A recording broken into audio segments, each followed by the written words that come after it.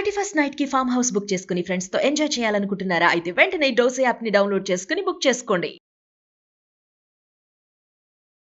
నమస్కారం.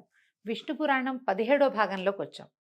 ఊర్వశీ పురూరవుల కథ చెప్పుకుంటున్నాం. గంధర్వుల వల్ల లభించినటువంటి అగ్నికుండికని అడవిలో వదిలిపెట్టి వచ్చేసాడు పురూరవుడు. కానీ తర్వాత మళ్ళీ వెళ్ళి తెచ్చుకొని దాంతోటి తేవటానికి ప్రయత్నం చేసేసరికి అగ్నికుండిక అక్కడ లేక ఒక జమ్మి చెట్టు, ఒక రావి మొక్క కనపడ్డాయి. ఆ అగ్నే ఈ చెట్టుగా మారుంటుందని భావించి దాంతో అరణిని మధించి చివరికి యజ్ఞం చేసి ప్రపంచమంతా మెచ్చుకునేలాంటి అద్భుతమైన యజ్ఞం చేసి ఊర్వశిని తన దానిగా చేసుకున్నాడని చెప్పుకున్నాం. ఆది కాలంలో ఈ యజ్ఞాలకు ఉపయోగించేటువంటి వైవస్వతాగ్ని కాలాంతరంలో ఆహవనీయము, గార్హపత్యము, దక్షిణాగ్ని అని 3 విధాలుగా అయ్యిందట. కొంతకాలం గడిచిన తర్వాత పురూరవుడికి ఊర్వశి యందు ఆయువు, ధీమంతుడు, అమానసుడు, విశ్వావసుడు, శతాయువు, చిరాయువు అనే 6 కుమారులు కలిగారట. ఈ అమానసుని కొడుకే భీమసేనుడు, అతని కొడుకు కౌంచనుడు, కౌంచనుని కొడుకు సుహోత్రుడు, అతని కొడుకు జహ్నుడు. ఈ జహ్నుడు రాజులలో ఋషిగా ప్రసిద్ధుడు. మనకి జహ్ను పేరు తెలుసు. జహ్ను మహర్షి అనే ఈయన రాజర్షిగా ఉండగా ఒకనాడు యజ్ఞం చేస్తుంటే గంగానది పొంగి ఆశ్రమాన్ని కడిగేసింది. ఇది ఎప్పుడు జరిగింది? భగీరథుడు గంగని శివ జటాజూటం నుంచి భూలోకంలోకి తీసుకొస్తూ ఉన్నప్పుడు అది ఏం చేసింది? గంగ పొంగి ప్రవహించి వస్తూ మధ్యలో ఉన్న జహ్ను మహర్షి ఆశ్రమాన్ని కూడా ముంచెత్తేసింది. ఆ సందర్భాన్ని చెప్తున్నారు. ఆ యజ్ఞపురుషుడిని దీంతో ఈయనకు కోపం వచ్చిందట. ఎప్పుడైతే ఈ గంగానదిలో మొత్తం ఆశ్రమం అంతా కొట్టుకుపోయిందో ఆయన జహ్నువు కోపించి యజ్ఞపురుషుణ్ణి తనలోకి ఆహ్వానించి ఆ శక్తితోటి గంగ ఒక్క చుక్కైనా లేకుండా మొత్తం మింగేశాడట. మింగేస్తే అప్పుడు ఋషులు సురలు బతిమలాడగా భగీరథుడు బతిమలాడగా కరుణించి గంగాజలాన్ని తన చెవి నుంచి వదిలిపెట్టాడట. చేతి నుంచి అని కూడా చెప్తుందండి. కుడి చేయి ఎడం చేయి నుంచి వదిలిపెట్టాడని ఒక మాట, చెవి నుంచి వదిలిపెట్టాడని ఒక మాట, 2 రకాలుగా చెప్పబడతాయి. ఆయనలోంచి గంగానది బయటకు వచ్చేసింది. ఆ రావడం వల్లే జహ్నువు నుంచి బయటకు వచ్చింది కాబట్టి గంగకి జాహ్నవి అని పేరు వచ్చింది. ఇప్పుడు మనం ప్రఖ్యాతంగా జాహ్నవి పేరు పెట్టుకుంటాం. గంగానదికి ఆ పేరు రావడానికి కారణం ఈ జహ్ను మహర్షి. ఈయన పురూరవుని యొక్క మునిమనవడు అనమాట. ఆయన నిరాటంకంగా యజ్ఞం చేసుకున్నాడు. ఈయన కుమారుడు జనకుడు, ఆయన కొడుకు బలాశువుడు, అతని కొడుకు కుశుడు. కుశునికి 4 కుమారులు. మళ్ళీ లవకుశుల్లో కుశుడుగా మనం చెప్పలేమండి. ఈయన వేరే ఆయన. ఈయనకి కుశాంబుడు, కుశనాభుడు, అధుర్తుడు, రజోవసువు అని 4 కుమారులు కలిగారట. వార్లలో కుశనాభుడు ఇంద్రుడితో సమానమైన సాటి అయిన కుమారుడు కావాలని అడవికి వెళ్ళి తపస్సు చేసేసరికల్లా ఇంద్రుడు ప్రత్యక్షమయ్యి ఆయనకి కుమారుడుగా జన్మించాడట. ఆ ఇంద్రాంశతోటి కుమారుడు జన్మించాడు. అతని పేరు గాధి. ఈ గాధి పేరు కూడా మనం రామాయణంలో ప్రఖ్యాతంగా వింటామండి. గాధి నీతి నియమాలతో కూడి చక్కగా పరిపాలన చేస్తూ సంతతి లేక ఎంతో చింతించేవాడట. చాలా అద్భుతమైన రాజ్యం జరిపాడు అతను. ఆయన రాజ్యంలో ఉండగా చాలా చక్కటి పాలన చేశాడు, కానీ సంతానం కలగలేదు ఆయనకి.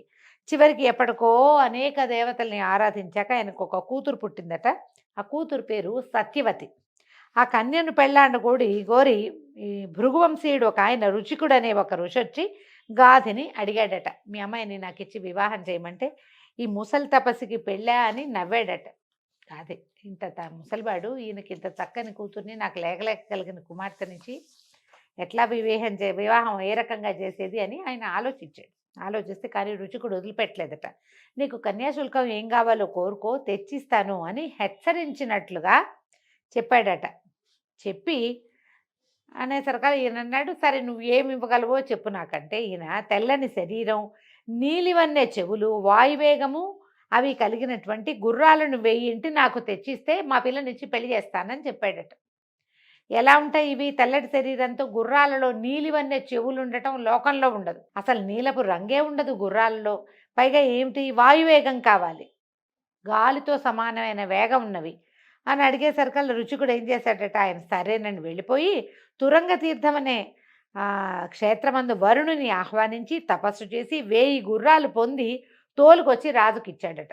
రాజు ఇంకా ఏమీ మాట్లాడలేక చెప్పిన ప్రకారం తన కూతురైన సత్యవతిని రుచికుడికిచ్చి వివాహం చేశాడు.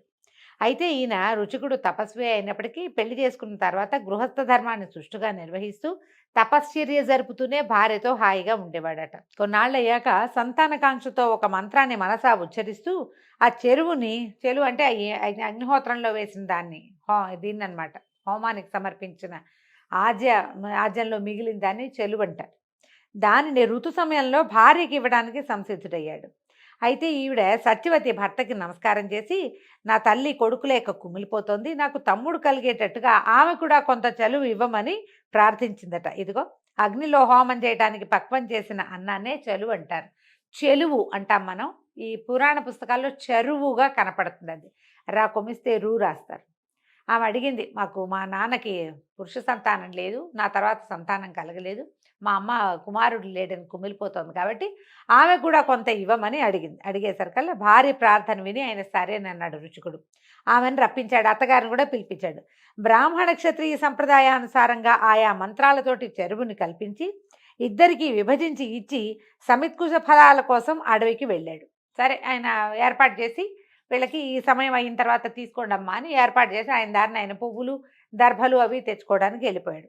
అప్పుడు తల్లి కూతురుతో ఏమందంటే, లోకంలో అందరూ తమ కొడుకులు మంచివారుగా ఉండాలని కోరుకుంటారు, అలాగే నీ భర్త నీకు ఇచ్చిన ఆ పాయసం అలాంటిది, నాకు ఇచ్చింది చూడు అంత బాగా కనిపించట్లేదు, ఆ పాయసం బాగా గుమగుమలాడుతోంది, ఇది గుమగుమలాడట్లేదు.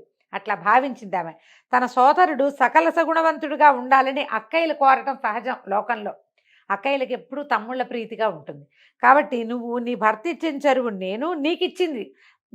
నాకిచ్చింది నువ్వు, నీకిచ్చింది నేను, నాకిచ్చింది నువ్వు మార్చుకుని ఆరగించాలని నా మాట, నా ఉద్దేశం. అదిగాక బ్రాహ్మణుడు బలపరాక్రమాలు కలవాడై ఉండటం ఆ జాతికి తగంది, పైగా నిరర్థకం కూడా.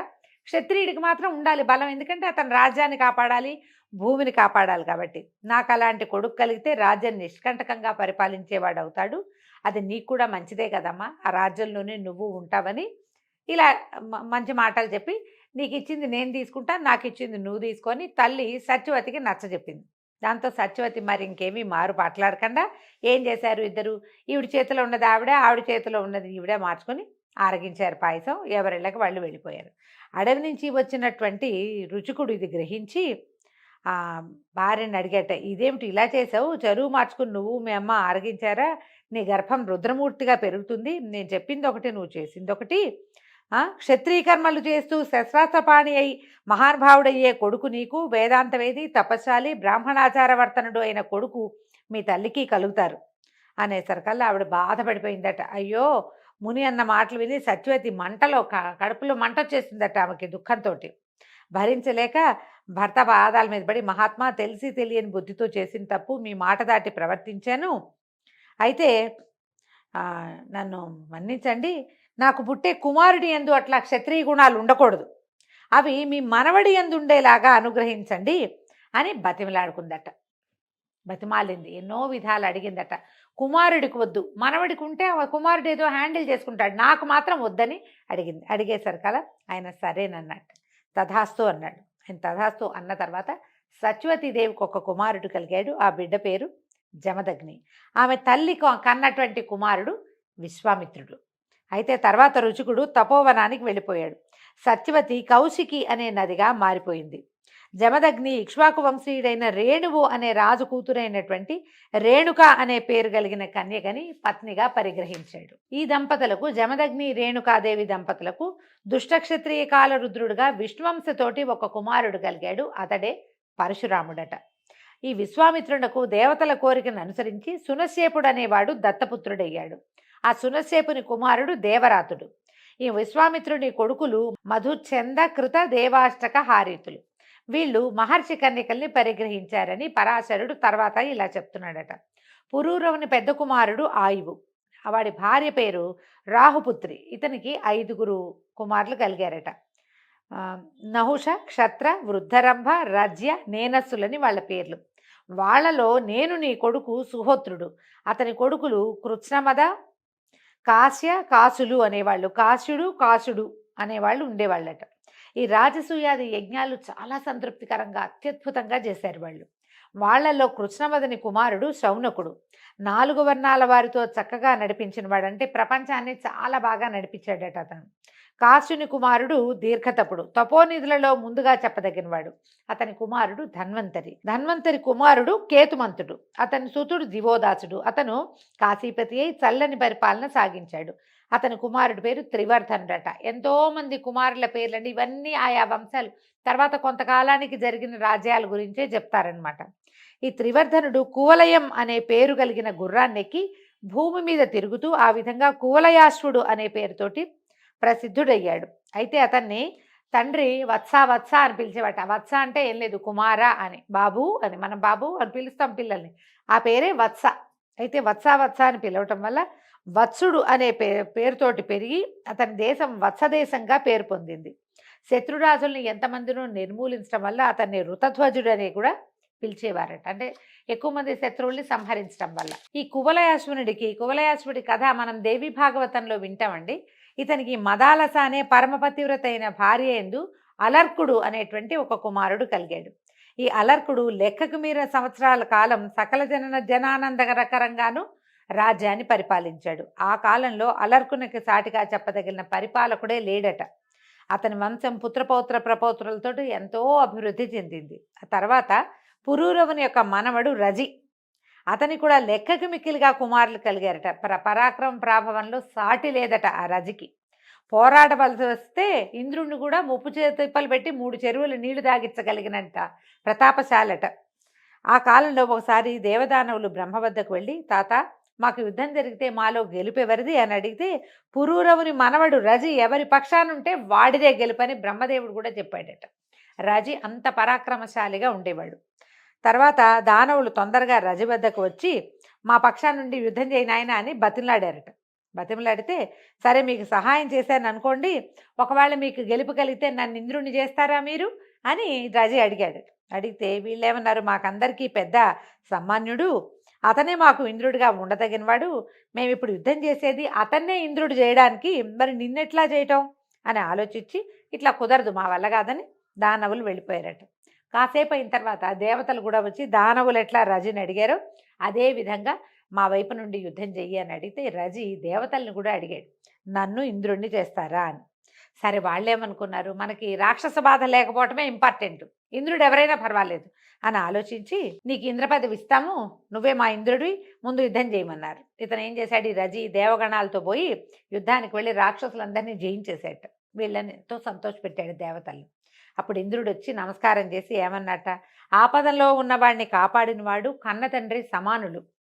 నువ్వు మమ్మల్ని ఈ రాక్షసుల బారి నుంచి కాపాడావు కాబట్టి నువ్వు నా తండ్రి వంటి వాడివి, నేను నీ కుమారుణ్ణి. రాజేంద్ర, మానవలోకంలో ఇంద్రుడు అయ్యావు, నీకు వేరే ఇంద్రపదం ఎందుకు, కరుణించి నా చోట్లో నన్నే ఉంచున్నాయన అని. ఎక్కడైనా లోకంలో ఏముంది, కొడుకు ఏదడిగితే తండ్రి అది ఇస్తాడు. ఇప్పుడు నేను నీ కొడుకును కదా, నువ్వు మమ్మల్ని రక్షించి కన్న తండ్రి అయిపోయావు కాబట్టి నాకు నా రాజ్యాన్ని నాకే ఇవ్వు అని అడిగితే, ఈ రజి అన్నట్ట, పగవాడైనా వచ్చి ప్రార్థిస్తే వాడు కోరింది ఇచ్చి సంతోషంగా పంపటమే ధర్మం. ఇంద్రుడంత వాడొచ్చి దీనంగా కోరుతుంటే కాదంటాం అధర్మం కదా అని అనుకొని, సరే మంచిది, నువ్వు అమరావతికి పో, హాయిగా నీ రాజ్యాన్ని నువ్వే ఏలుకో, నువ్వే ఇంద్ర పదవితో ప్రవర్తించు అని చెప్పి వెనక్కి వచ్చేసాడట భూలోకానికి. కలహాసనుడైనటువంటి నారదుడు రజి యొక్క కుమారులకి దుర్బోధ చేసి రెచ్చగొట్టాడట. ఆ ఇంద్రపదవి కోసం వాళ్ళు ఏం చేశారు, రజి ఇంద్రపదవిని కోరికల వదిలిపెట్టేశాడు. హాయిగా సంతోషంగా అతడు వదిలేసిన ఇంద్రపదవి కోసం ఆయన కుమారులు దండెత్తారు. లోకంలో మనం ఇలాంటివి చూస్తాం, నాన్నలు చేసిన దానాల్ని వెనక్కి లాక్కోవడానికి ట్రై చేసేటువంటి కుమారులు మనవలు పుష్కలంగా కనపడతారు కలికాలంలో. ఆ కాలంలో కూడా ఒకళ్ళో ఇద్దరో ఉండేవాళ్ళు, ఇదిగో వాళ్లే వీళ్ళు. అది కూడా వాళ్ళు ఏంటంటే వాళ్ళంతటి వాళ్ళకి పుట్టల, నారదుడు వాళ్ళని రెచ్చగొట్టాడు. ఇంద్రుడు ఆలోచించి స్వర్గం విడిచి వెళ్ళిపోయాడట. అయితే ఈ రజకుమారులు స్వర్గరాజ్యాన్ని ఆక్రమించుకున్నారు. యజ్ఞభాగాలు దేవతలకు చెందనీయక వాళ్లే ఆకర్షించి పుచ్చుకునేవాళ్ళు, రాజ్యపాలన చేసుకునేవాళ్ళు. అలా కొంతకాలం అయ్యాక ఇంద్రుడు ఒకనాడు ఎవరికంటా పడకుండా దేవగురువు అయిన బృహస్పతి దగ్గరకు వచ్చి ఇట్లా ఆలోచించాడట, గురుదేవ, యజ్ఞభాగంలో నాకు ఇసుమంతైనా అందక గోరు కాయగాచిపోయిందంటే అసలు ఆయన చేతులు ఎండిపోతున్నాయి. నాకు ఈ మారు యజ్ఞానికి వెళ్ళినప్పుడు ఎవ్వరికీ తెలియకుండా కొంచెం పురోడాశం తెచ్చి, అంటే యజ్ఞ హోమంలో వేసేటువంటి ఆజ్యం అన్నమాట, తెచ్చి నాకు ఇవ్వవలసిందిగా ప్రార్థిస్తున్నాను. మన్నించు, నన్ను క్షమించు, ఈ పని చేయిస్తున్నాను నీతోటి అంటే ఇంద్రుడి మాటలకి దేవగురువైన బృహస్పతికి మనసు కరిగిపోయిందట. ఏం చేశాడు వెంటనే, దేవతలకి మేలు, దేవతలకి పగవాళ్ళు ఎవరైతే వాళ్ళకి ఫలానా వాళ్ళు అని పేరు పెట్టల, దేవతలకి పగవారికి మాత్రమే కీడు కలిగేలాగా అభిచార హోమాన్ని ఒకదాన్ని నిర్వహించాడట. దాని ప్రభావంతో రజి యొక్క కుమారులు దుర్వివేకులై యజ్ఞాలు చేయక ఎవరితోనూ చేయనివ్వక వేదాలను వేదక్రియలను ద్వేషిస్తూ బ్రాహ్మణులను నిష్కారణంగా పట్టి పీకలు నులుగుతూ ఇలా దుష్ప్రవర్తకులై చివరికి వారిలో వారు పగబట్టి తన్నుకుని చచ్చిపోయారట. ఏదైనా ఒక వంశము ఒక ఇది నాశనం అవ్వాలంటే ఇట్లా అభిచారం చేస్తే వాళ్ళలో వాళ్ళే కొట్టుకుని చచ్చిపోతారు చివరికి. ఈ విధంగా అమరావతి ఇంద్రపదవి సురరాజ్యము మళ్ళీ ఇంద్రుడికి స్వాధీనమైంది.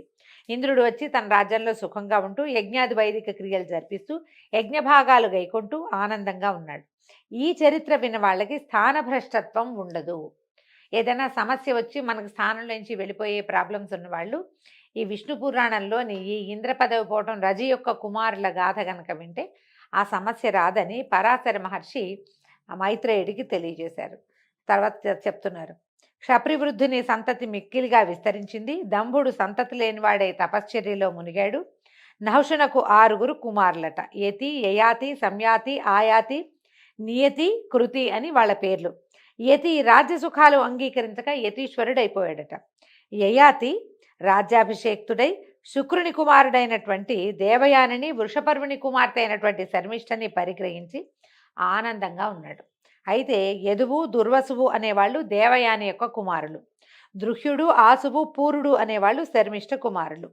అయితే యయాతి శర్మిష్ఠని ఎక్కువ ప్రేమగా చూస్తూ దేవయానిని అంతగా చూడకపోవటం వల్ల మావగారైనటువంటి శుక్రుడు యయాతిని శపించాడట. యయాతిని మావగారు ఏమని శపించారు, యయాతి తన యొక్క శాపాన్ని ఏ విధంగా పోగొట్టుకున్నాడో రేపు ఉదయం భాగంలో తెలుసుకుందామండి. అంతవరకు సెలవు, నమస్కారం.